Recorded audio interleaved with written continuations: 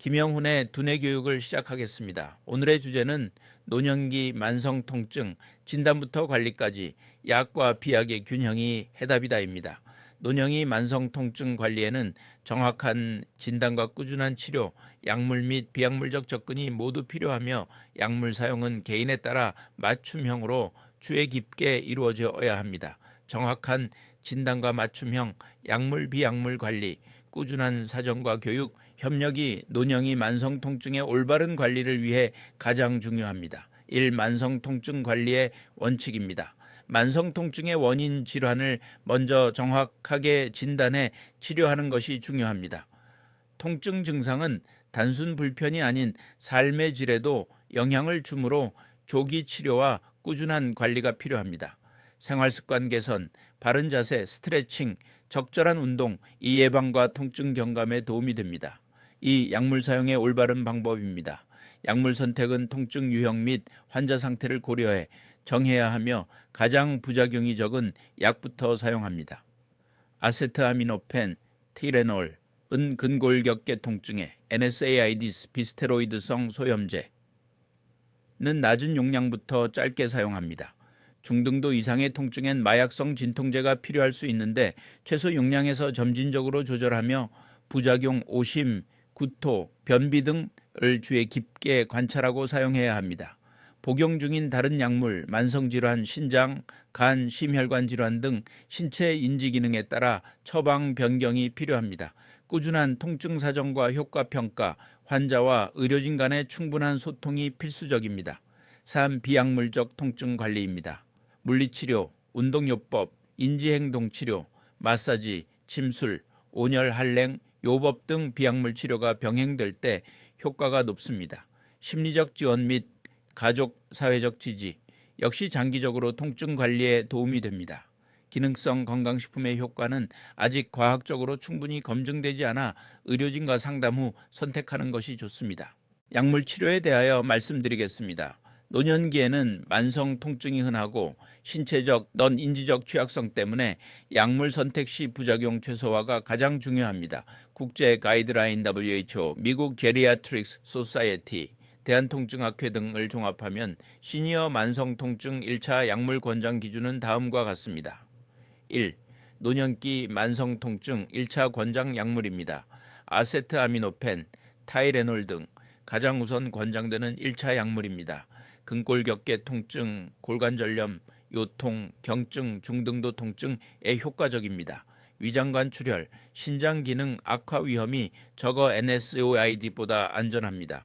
하루 최대 용량은 일반 성인 3끼, 그러나 시니어에서는 3g 이하를 권장합니다. 간독성 위험 때문, 국소제, topical agents, 국소 NSAID 겔, 최지루, 패치, 디클로페나 겔, 케토프로펜 패치 등이 있습니다. 관절염, 근육통, 부위에 국소 적용 시 전신 부작용이 줄어듭니다. 캡사이신 크림은 신경병성 통증에 효과적입니다. 리도카인 패치는 대상포진 후 신경통 등 국소 신경병증 통증에 권장됩니다. NSAIDs, 비스테로이드성 소염 진통제, 제한적으로 1차 사용합니다. 이부프로펜, 나프록센, 멜록시캄, 셀레콕시브 등이 있습니다. 아세트아미노펜 효과, 불충분 시 단기 사용을 고려합니다. 하지만 시니어에서 위장관 출혈, 신장 기능 저하, 심혈관계 위험이 커서 주의가 필요합니다. 반드시 최소 용량, 최단 기간을 사용하며 PPI 병용을 고려하여야 합니다. 신경병성 통증, NP, 뉴로패틱 페인, 1차 약물, 일반 진통제의 효과 제한적이어서 다른 계열 약물을 사용합니다. 가바펜티노이드, 가바펜틴 피레가바린은 신경병성 통증 1차 약물입니다. 항구울제 중 SNRI, 둘록세틴, 벤라팍신은 당뇨병성 신경병증, 섬유근통에 효과적입니다. TCA 3환계 항구울제는 항콜린 부작용 때문에 시니어에게는 가급적 피합니다. D. 1차로 권장되지 않는 약물입니다.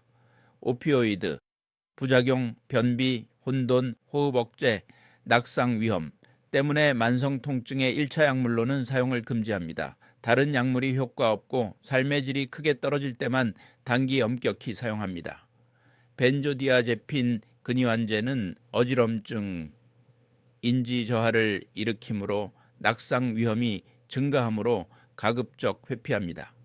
NSAIDs, 비스테로이드성 소염 진통제. 사용 시 위험을 줄이는 방법. 시니어에게 NSAIDs, 비스테로이드성 소염 진통제. 사용은 꼭 필요한 경우도 많지만 위장관 출혈, 신장 기능 악화, 심혈관계 부작용 등 위험이 크기 때문에 최소한 가장 안전하게 사용하는 전략이 필요합니다. 1. 필요성 재평가 및 대체 우선입니다. 아세트아미노펜, 국소 NSAIDs, 물리치료 등을 먼저 고려합니다. NSAIDs는 다른 방법으로 조절이 안 될 때 단기간 보조로 위치시킵니다. 2. 최소 용량 최단, 기간 원칙입니다. 효과가 확인되면 최소 유효 용량, 미니멈 이펙티브 도세으로 유지합니다. 급성 통증은 며칠, 2주 이내 단기 사용하고 만성 통증은 필요한 기간만 제한적으로 사용합니다. 3. 제제 선택입니다. COX2 선택적 억제제. 예. 셀레콕시브는 위장관 출혈 위험이 적습니다. 단 심혈관 질환 병력이 있으면 오히려 위험이 높아지므로 주의 필요. 반감기가 짧은 약. 예. 이부프로펜은 고령 환자에서 상대적으로 안전합니다. 국소 NSAIDs 겔 패치는 전신 부작용 거의 없으므로 적극 활용합니다. 4. 위장관 보호입니다. PPI 프로톤 펌프 억제제를 동시에 투여하며 위궤양 출혈 위험을 크게 감소시킵니다. 위장관 출혈 위험 인지, 고령, 궤양 병력, 항혈소 판재, 항응고제 병용가 있으면 반드시 PPI를 병용합니다. H2RA는 예방 효과가 제한적이므로 PPI가 표준입니다. 5. 신장 심혈관 위험 관리입니다. 탈수, 이뇨제, ACEIAG/ARB 병용 시 급성 신손상 위험이 높아지므로 정기적 신장 기능 모니터링을 합니다.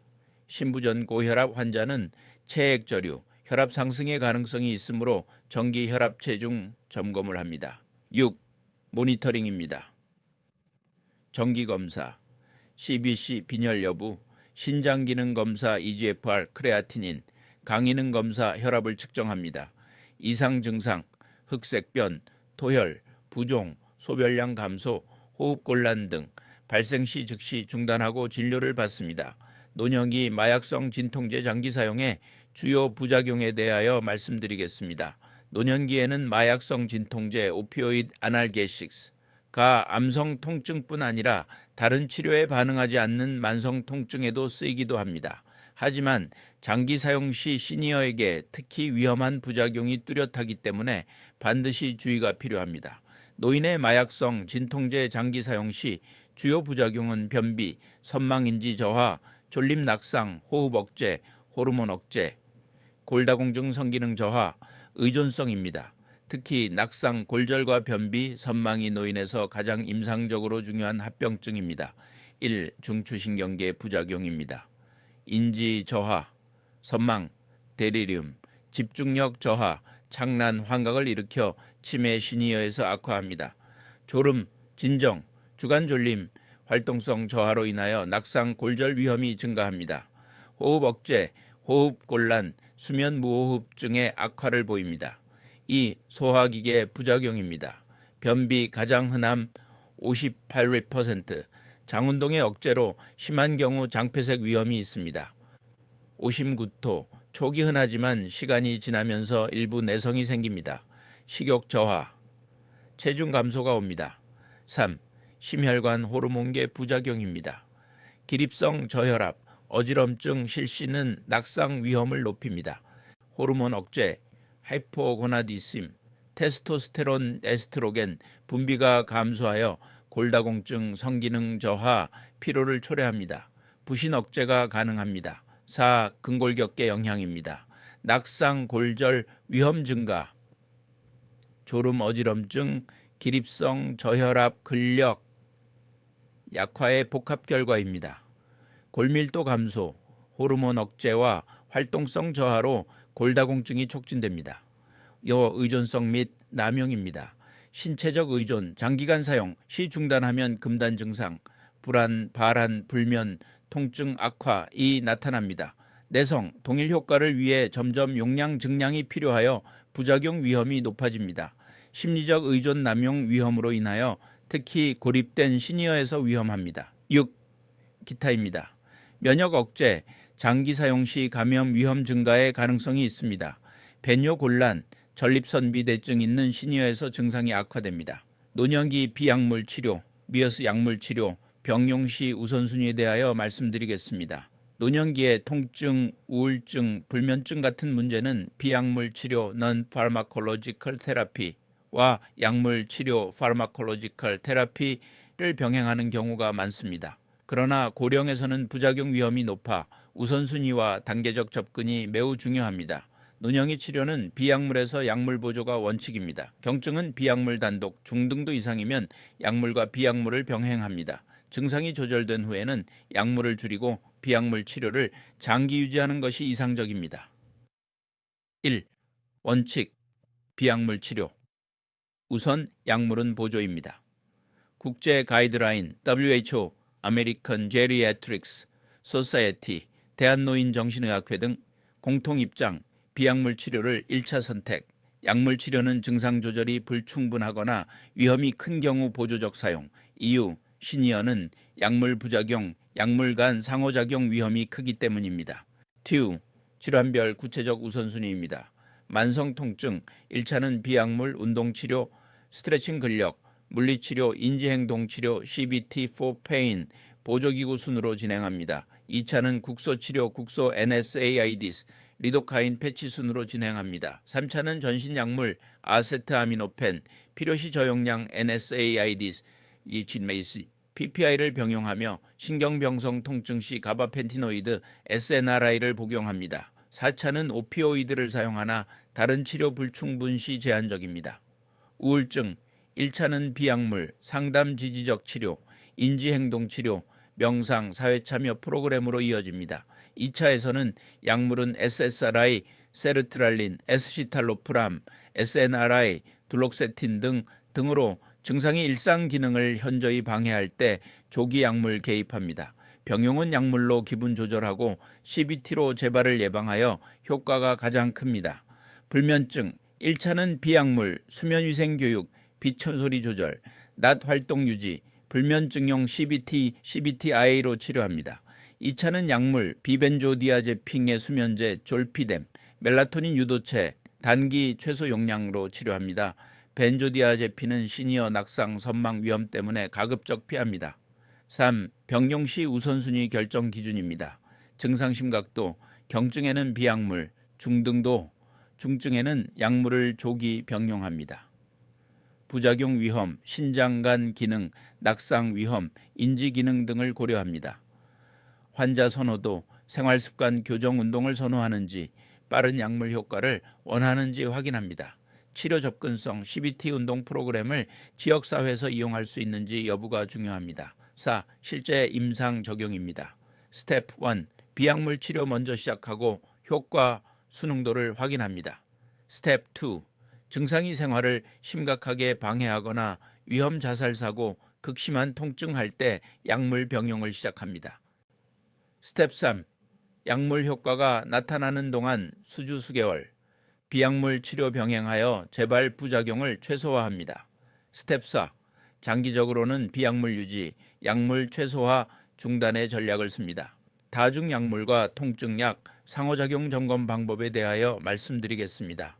노년기에는 다중약물 복용, 포리파르메시온이 흔하고 여기에 진통제, 스릴란, 특히 NSAIDs, 오피오이드, 신경병성 통증약 등가 추가되면 약물 상호작용으로 낙상, 출혈, 신부전, 선망 같은 심각한 부작용이 발생할 수 있습니다.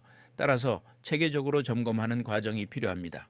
노년기에는 NSAIDs와 항응고제, ACEI, 오피오이드와 진정제, 수면제 조합이 특히 위험합니다. 따라서 전체 약물 목록화, 상호작용 도구 점검, 정기적 의료진 리뷰, 가족 모니터링의 4단계 접근이 안전합니다. 1. 현재 복용 중인 약물 전체 파악입니다. 처방약, 일반 의약품, 건강보조제를 모두 포함합니다. 예를 들면 혈압약, 당뇨약, 항응고제, 항우울제, 수면제, 영양제 등입니다. 시니어는 여러 의료기관에서 처방을 받는 경우가 많아 약물 통합 리스트를 작성하는 게 출발점입니다. 이 주요 통증약과 상호작용 위험입니다. NSAIDs, 이부프로펜, 나프록센, 멜록시캄, 셀레콕시브 등 한근고제, 항혈소판제, 와파린, 아스피린, 클로피도그렐, 은 위장관 출혈 위험을 높입니다.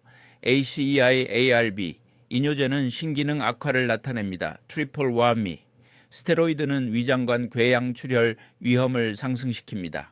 오피오이드, 펜타닐, 옥시코돈, 모르핀 등 벤조디아제핀, 수면제, 항히스타민제 등은 진정, 호흡, 억제, 낙상 위험이 높습니다. 항콜린제 약물은 변비요폐 악화를 일으킵니다. 항굴제, TCA, SSRI와 변경시졸림, 선망 위험을 높입니다. 가바펜티노이드, 가바펜틴, 프레가발린, 진정제, 알코올 수면제는 중추신경 억제를 상승시켜 어지럼증, 낙상 위험이 높아집니다. 신부전 환자는 용량 조절이 필수입니다. 축적 시 어지럼 혼돈 발생, 항구울제 기반 진통제 SNRI, 둘록세틴 등 SSRI, SNRI 중복은 세로토닌 증후군 위험이 있으며 항응고제는 출혈 위험을 높입니다. 3. 점검 방법입니다. 약물 목록화, 모든 약물 이름, 용량 투여, 시간을 기록합니다. 가족 환자와 함께 이 약은 어디서 왜 받았는지 확인합니다. 의약품 상호작용, 점검 도구 활용, WHO, 마이크로메덱스, 렉시콤프, 국내 DUR 의약품 안전사용 서비스 등에서 상호작용을 검색합니다. 지역 약국에서 복약지도 받을 때 확인을 요청합니다. 정기적 메디케이션 리뷰 최소 6개월마다 주치의 약사에게 불필요 약물 중단 가능성을 문의합니다. 고위험군 약물 수면제, 벤조디아제핀, 강력 진통제, 은 가급적 단기 사용합니다. 증상 모니터링, 어지럼증, 졸음, 변비, 식욕부진, 소변량 감소, 멍출혈 여부를 가족이 체크합니다. 작은 변화도 주치의에 공유하여 약물을 조정합니다. 4. 실천적 팁입니다. 약물 노란불 3가지. 기억하기, 갑자기 기운이 빠지고 어지럽다, 소화기 출혈 증상, 검은 변, 토혈, 혼돈 선망 증상 발생하면 즉시 의료진과 상담합니다. 가능하다면 약물 파우치 111 포장 서비스를 약국에서 활용은 복용 혼동을 방지합니다. 소아신경과 전문의 김영훈 교수였습니다.